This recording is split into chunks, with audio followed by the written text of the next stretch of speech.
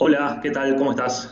Bueno, empecemos por cómo evalúas el hecho de que el gobierno haya vuelto a poner sobre la mesa en el medio de la pandemia el análisis, aunque todavía no ingresó formalmente al Parlamento, de la ley de urgente consideración, justamente en este contexto en que está tan centrado en contener al COVID-19.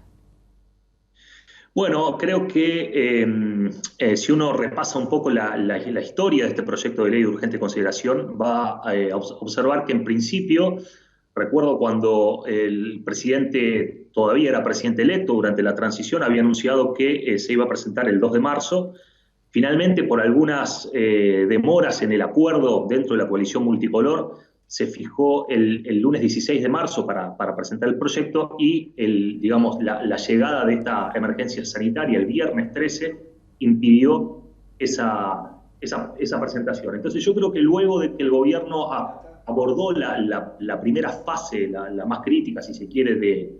de la pandemia, entonces está tratando de retomar de algún modo la iniciativa política, tratando de manejar la agenda y pasando junto con el nombramiento de otros cargos en los principales entes públicos, está tratando de retomar la iniciativa mostrando y empezando a desplegar buena parte de sus propuestas programáticas, de las cuales esta ley de urgente consideración era probablemente el principal instrumento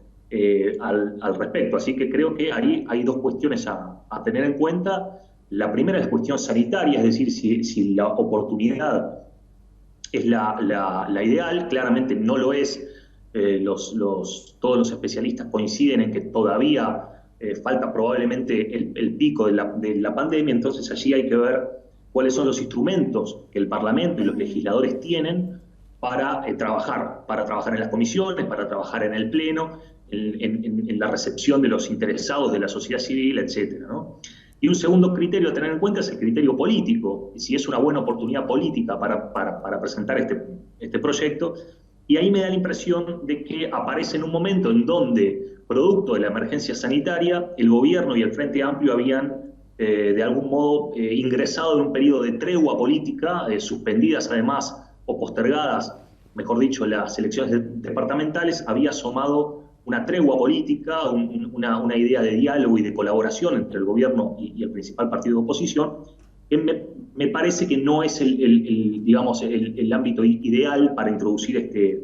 este proyecto, en la medida en que va a forzar con toda seguridad una postura más confrontativa por parte del Frente Amplio. Diego, ¿cuánto crees que pesan en esto que tú estás planteando de retomar la iniciativa política, el hecho, por un lado, de aprovechar eso que se conoce como la luna de miel, que no sé si a esta altura es un concepto que sigue vigente en términos de politológicos, pero de aprovechar esos primeros 100 días de gracia de repente que le da a la ciudadanía, que bueno, en este caso cambió mucho porque a los muy pocos días ya tuvo que enfrentar esta crisis, y por el otro lado la aprobación del presidente Lacalle Pou, que según equipos, por ejemplo, está en el 65% de los uruguayos, es una aprobación muy alta a los primeros días de gestión. Bueno, creo que efectivamente hay una voluntad por parte del gobierno de no demorar más o mucho más la presentación del proyecto. Vamos a recordar que por el momento el proyecto simplemente se empezó a difundir entre las bancadas de los partidos políticos, en las coordinaciones, de modo que les llega a los parlamentarios sin necesariamente que haya una fecha todavía de ingreso formal del proyecto al Parlamento. De todos modos, como tú decías,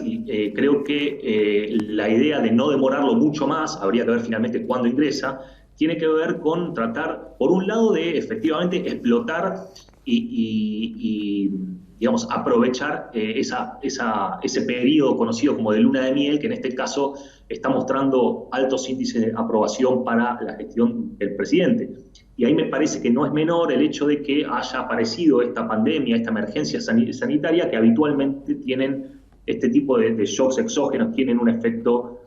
aglutinador de la sociedad, y entonces allí, más que la gestión del presidente, lo que esos números tan altos están expresando es cómo la ciudadanía percibe la reacción del gobierno frente a la crisis, ¿sí? Porque en realidad todavía el gobierno como tal no ha podido desplegar sus principales políticas. Y creo en un segundo plano también político, aprovechar que quizás el Frente Amplio tenga que estar en este dilema entre enfrentarse al gobierno producto de la ley de urgente consideración o mantener una postura de mayor colaboración, mayor diálogo para tratar de enfrentar de forma unida junto con el gobierno la crisis sanitaria. A mí me parece que al respecto es importante destacar que si las medidas de distanciamiento social se mantienen, el Frente Amplio no solamente va a estar en minoría en el Parlamento, como de hecho lo está, sino que allí además pierde buena parte también de su capacidad de presión en la medida en que las manifestaciones populares, en particular del Frente Amplio, organizaciones sociales, estoy pensando en los sindicatos, se van a ver fuertemente limitadas y entonces allí la capacidad de resistencia y de confrontación del Frente Amplio ante el tratamiento de la ley puede verse menguada. Bien interesante esto último que estás planteando, Diego. Será tema para seguir conversando próximamente. Gracias por estos minutos. Con mucho gusto, a las órdenes.